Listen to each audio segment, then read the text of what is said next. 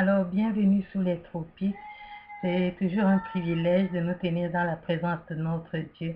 Et comme nous avons pris la merveilleuse habitude, nous allons tout simplement nous recommander entre ses mains afin qu'il puisse nous conduire et glorifier son nom pendant ces moments que nous allons passer dans sa présence. Nous prions au nom de Jésus-Christ. Seigneur, nous te louons et nous te rendons gloire. Merci parce que tu as permis, ô Dieu Tout-Puissant, qu'en cette journée, nous nous asseyons à ta table. Nous prions maintenant pour une bonne disposition de cœur, une bonne disposition d'esprit, ô Dieu, pour écouter ta parole.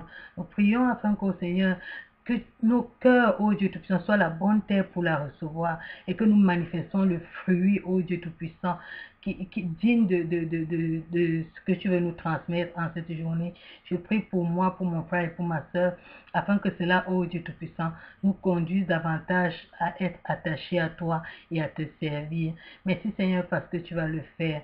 Et dans le nom de Jésus-Christ, je t'ai prié. Amen. Sois béni au nom de Jésus-Christ. Aujourd'hui, j'aimerais partager avec toi un thème que le Seigneur a mis sur mon cœur. Je suis sûr que tu seras édifié parce que ce sont des choses qui concernent la vie quotidienne, des choses que nous avons l'habitude de faire et dont nous n'en avons pas la moindre idée et nous ne savons pas que cela peut être un obstacle à notre communion avec Dieu. Aujourd'hui, j'aimerais te parler du mépris. Et pour illustrer ce mépris, je me suis inspirée du livre de 2 Samuel chapitre 6, versets 14 à 16, versets 20 à 23. Nous allons lire. 2 Samuel chapitre 6, à partir du verset 14, il est écrit: David dansait de toute sa force devant l'Éternel et il était ceint d'un éphod de lin. Verset 15. David et toute la maison d'Israël firent monter l'arche de l'Éternel avec des cris de joie et au son des trompettes. Verset 16. Comme l'arche de l'Éternel entrait dans la cité de David, Michal, fille de Saül, regardait par la fenêtre et voyant le roi David sauter et danser devant l'Éternel, elle le méprisa dans son cœur. Verset 20. David s'en retourna pour bénir sa maison et Michal, fille de Saül, sortit à sa rencontre. Elle dit: Quel honneur aujourd'hui pour le roi d'Israël de s'être découvert aux yeux des servantes, de ses serviteurs, comme se découvrait un homme de rien. David répondit à Michal: C'est devant l'Éternel qu'il m'a choisi de préférence à ton père et à toute sa maison pour m'établir chef sur le peuple de l'Éternel, sur Israël. C'est devant l'Éternel que j'ai dansé. Je veux paraître encore plus vil que cela et m'abaisser à mes propres yeux. Néanmoins, je serai en honneur auprès des servantes dont tu parles. Or, Michal, fille de Saül, n'eut point d'enfant jusqu'au jour de sa mort. Bien, ce passage est riche d'enseignements, mais je voudrais m'attarder uniquement sur le mépris. Nous avons vu que David ici est en train de s'exprimer devant l'arche de l'Éternel Dieu qu'il a institué roi. Et il est en train de danser parce que l'arche est en train de rentrer dans la maison. Pendant qu'il était en train de danser, sa femme, on nous dit premièrement, elle a méprisé dans son cœur. Et après l'avoir méprisé dans son cœur, elle a aussi méprisé par des mots. À cette époque, David, lui, il était en train de manifester quelque chose, il voulait honorer Dieu. Et sa femme n'avait pas compris cela, elle le méprisa. Et nous voyons d'ailleurs dans l'histoire que la femme plus tard va être stérile à cause de ce mépris qu'elle va manifester. Mais deux choses peuvent attirer notre attention.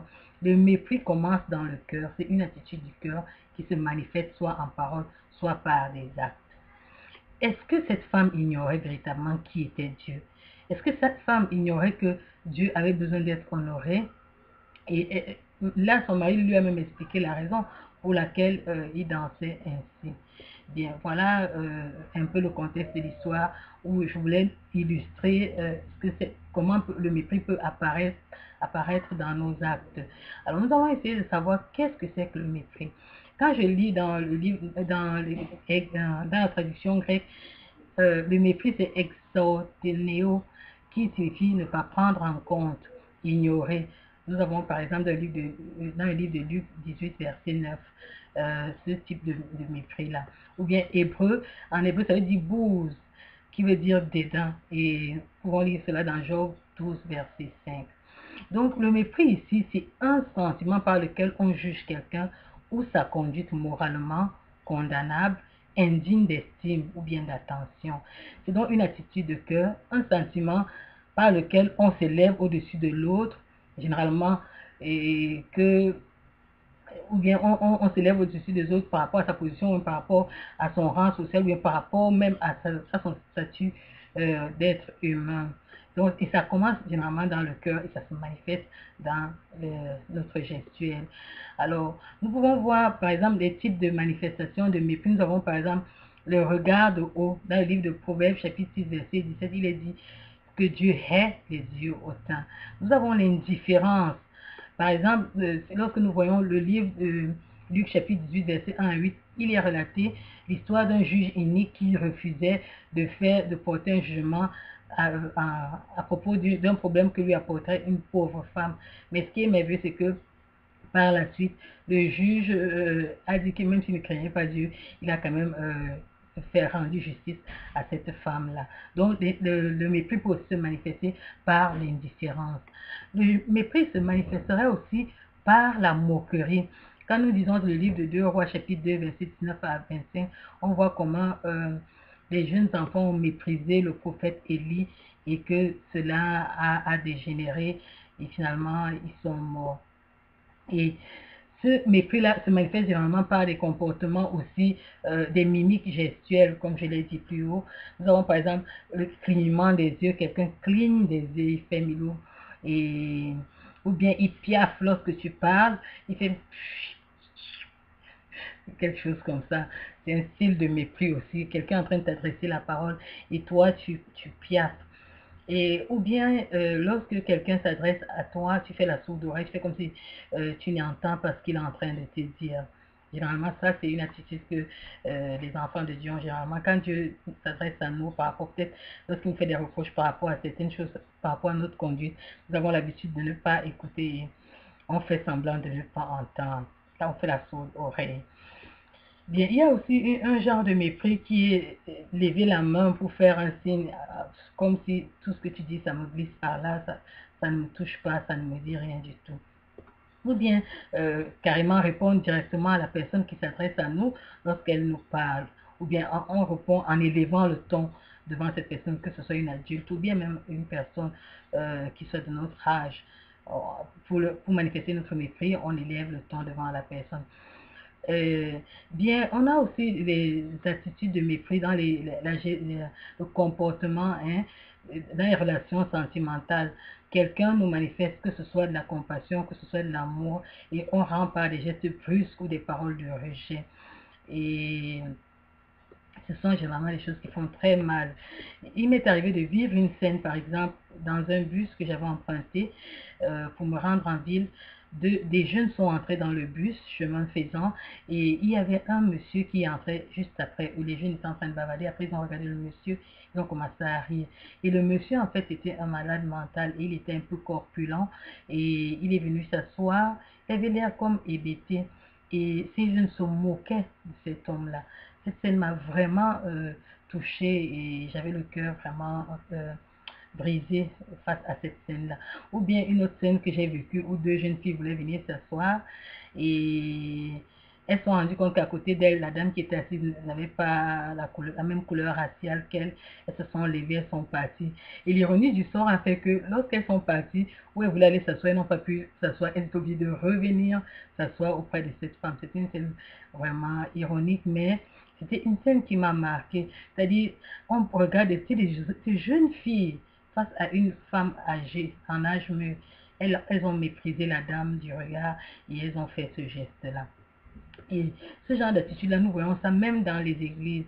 Les frères en Christ qui méprisent la foi d'autres frères en Christ et parce que ces frères-là ne manifestent pas de la même façon que, ou bien qu'ils trouvent d'autres frères qui ne sont pas bouillants, ou bien qui n'ont pas plus, ne manifestent pas plus le Saint-Esprit qu'eux, ou bien que, voilà, et ils ne viennent pas à l'église tous les jours comme eux, ils ne prient pas comme eux, ils ne sont pas éloquents dans les prières comme eux. Toutes ces petites attitudes de cœur que nous manifestons, et quand la personne parle devant nous, on détourne le regard, on détourne la face, on ne le considère pas et on critique. Voilà une autre manifestation du mépris aussi, la critique, et pas une critique constructive, une critique vraiment dans le genre de mépriser la personne qui est en face de nous.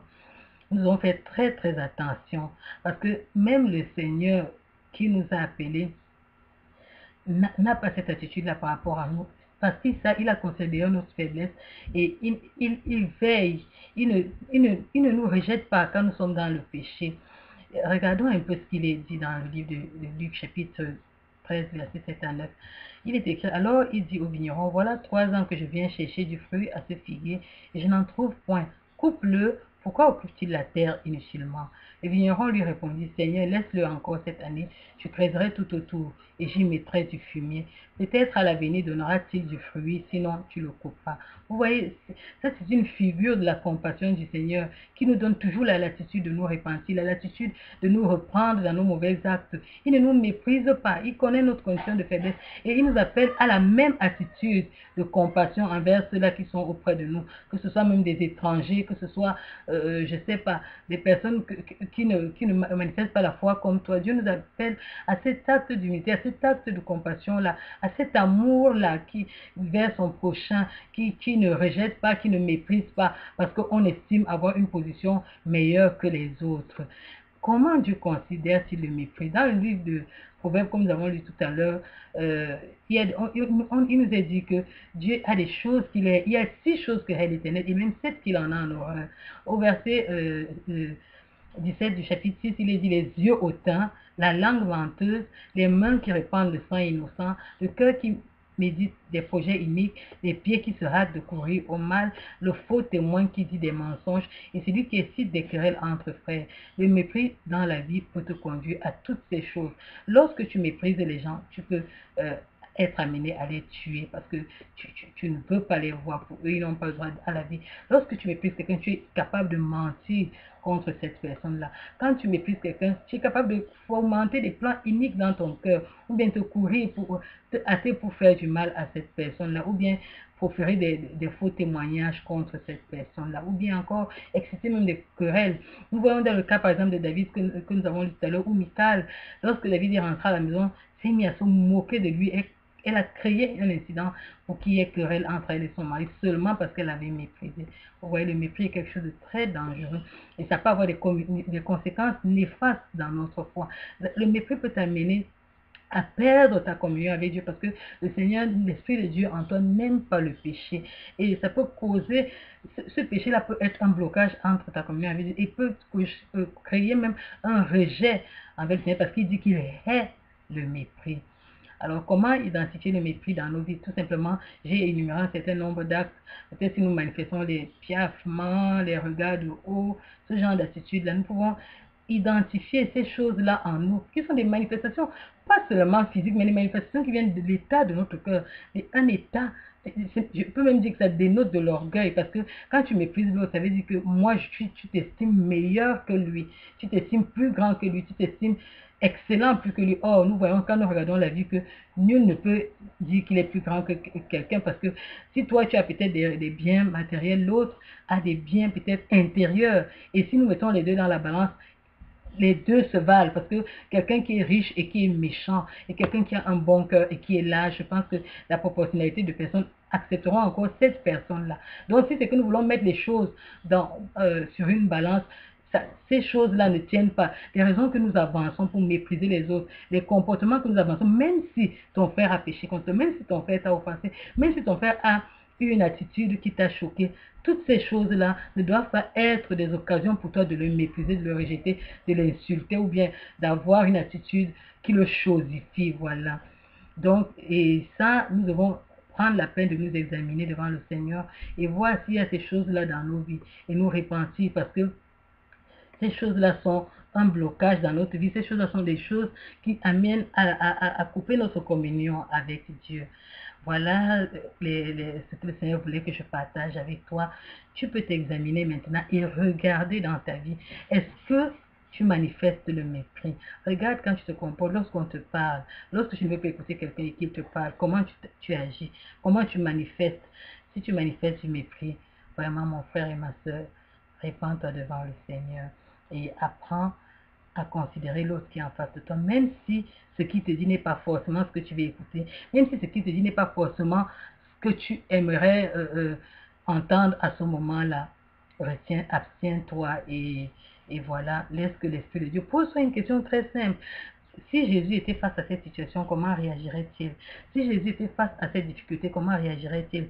Si Jésus était face à ce mépris, comment réagirait-il? Voilà les questions que tu peux te poser et ça t'amènerait à mieux te conduire. Mon Dieu te bénisse, nous prions.